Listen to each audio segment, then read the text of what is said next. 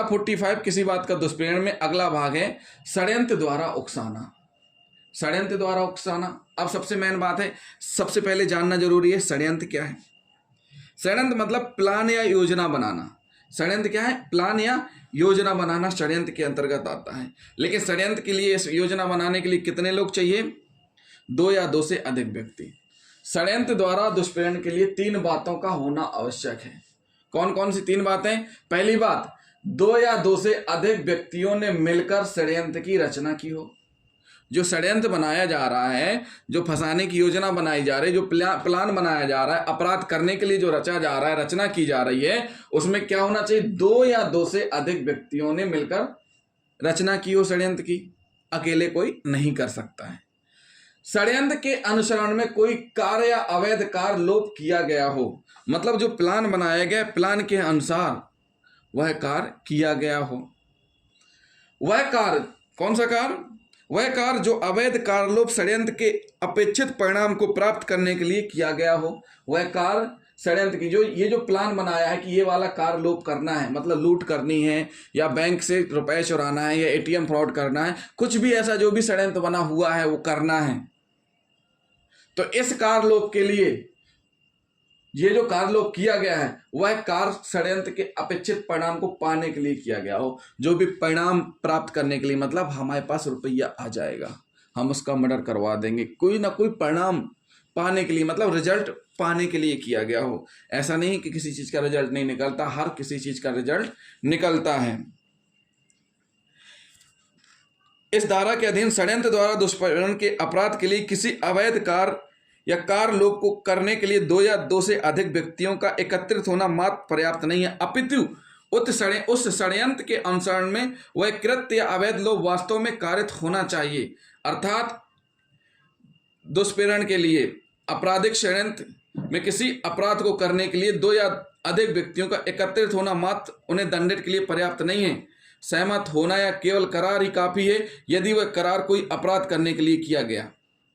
मतलब सीधी सी बात है, कहा जा रहा है, देखिए 2 कंडीशन है, एक जो दुष्प्रेरण में षड्यंत्र हो रहा है और जो षड्यंत्र है, आपराधिक षड्यंत्र है, उसमें अंतर है, थोड़ा अंतर है। कैसा अंतर है कि देखिए, मूल दुष्प्रेरण अपने आप में मूल अपराध नहीं है। दुष्प्रेरण अपने आप में मूल अपराध नहीं है। आपराधिक षड्यंत्र एक प्रकार से सारभूत अपराध है, मतलब सीधी सी बात है, षड्यंत्र बना लेना अपने आप में अपराध है, लेकिन दुष्प्रेरण के लिए षड्यंत्र बनाना अपने आप में अपराध नहीं है। वो कब तक है? जब तक कि वह कार्य नहीं हो जाए। षड्यंत्र के माध्यम से दुष्प्रेरण में सहमति के अलावा षड्यंत्र के पक्षकारों द्वारा उस षड्यंत्र के अनुसरण में कुछ कार्य किया जाना भी आवश्यक है। मतलब दुष्प्रेरण कब माना जाएगा? जो षड्यंत्र बनाया गया है कि इस अनुसार ऐसे हम दुष्प्रेरण करेंगे, उस संबंध में सहमति के साथ साथ कुछ कार्य किया भी जाना आवश्यक है। जबकि षड्यंत्र में क्या होता है? षड्यंत्र में वैध कार्य को अवैध साधनों द्वारा करवाने की सहमति के अलावा अन्य अपराधों के लिए सिर्फ सहमति ही पर्याप्त है। मतलब सीधी सी बात है, उसमें सहमति पर्याप्त है, लेकिन दुष्प्रेरण में जो षड्यंत्र हो रहा है, जो षड्यंत्र द्वारा दुष्प्रेरण किया जा रहा है, उसमें सहमति के साथ साथ कुछ कार्य किया जाना भी आवश्यक है। तो साथियों, षड्यंत्र द्वारा उकसाने का मतलब क्या हुआ? सबसे मेन अंतर यही है कि देखिए, आप इसको षड्यंत्र इस तरीके से मत सोचिए।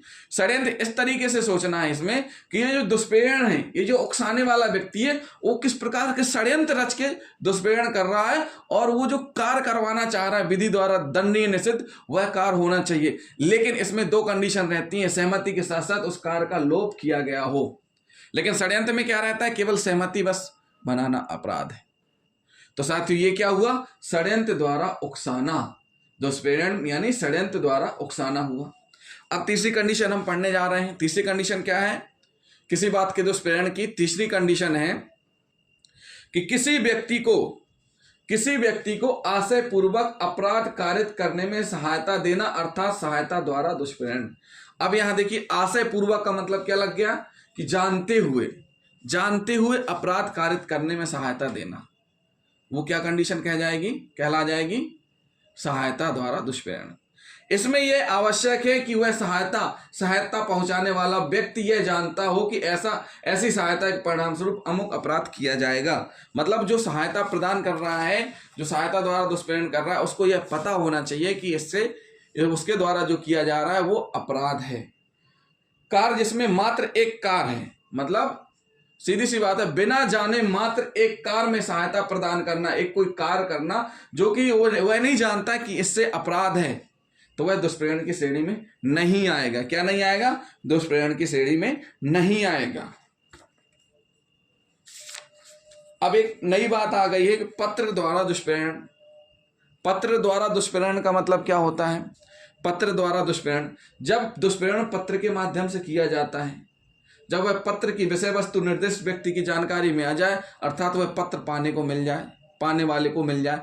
पहले के समय में पत्राचार होता था, आज के समय में टेलीफोन होता है, तो पत्र की जगह टेलीफोन के माध्यम से भी दुष्प्रेरण हो सकता है कि उसने उसको बोल दिया कि उसने ऐसा कहा था, और जिसको बोला उसने जाकर के उसके घर में आग लगा दिया, कुछ बोल दिया, तो वो एक प्रकार से दुष्प्रेरण का कार्य कर गया। तो ये पहले के समय में पत्र द्वारा दुष्प्रेरण होता था, लेकिन आज के समय में क्या होता है? मोबाइल या टेलीफोन से भी दुष्प्रेरण का कार्य हो जाता है। एक उदाहरण देखिए, एक व्यक्ति को अपने यहाँ आने का निमंत्रण दिया, आने के बाद उसकी हत्या कर दी गई।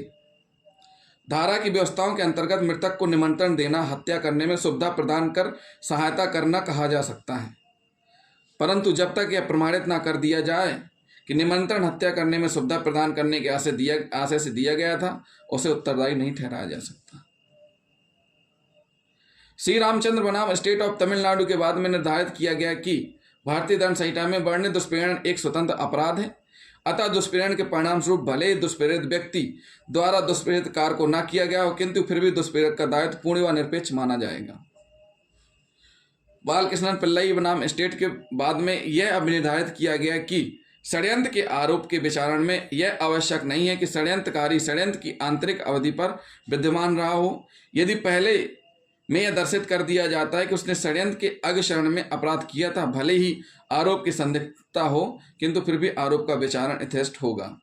तो साथियों, ये क्या हुआ? दुष्प्रेरण के संबंध में हुआ। हमने आपको अच्छे से समझाने की कोशिश की है। दुष्प्रेरण का मतलब होता है बुरी प्रेरणा देना, उकसाना, जो कि एक प्रकार से अपराध है। इसके अंतर्गत 3 चीज़ें आवश्यक हैं: किसी व्यक्ति को उकसाकर अथवा प्रेरित करना, षड्यंत्र द्वारा उकसाना, या किसी को आशयपूर्वक सहायता प्रदान करना, सहायता द्वारा दुष्प्रेरण करना, पत्र द्वारा दुष्प्रेरण, या मोबाइल फ़ोन के द्वारा भी दुष्प्रेरण करना। ये सारी चीज़ें हमने आपको समझाई हैं। तो जिन साथियों ने अभी तक हमारा चैनल सब्सक्राइब नहीं किया है, हमारे चैनल को सब्सक्राइब कर लें और बेल आइकन बटन दबाना ना भूलें। अगले वीडियो में हम आपको भारतीय न्याय संहिता में दुष्प्रेरक बताएंगे, यानी दुष्प्रेरण जो हो रहा है वो उसका गुरु यानी दुष्प्रेरक के बारे में बताएंगे। तो हमारे चैनल को सब्सक्राइब कर लें और कमेंट करना साथियों ना भूलें। थैंक यू दोस्तों।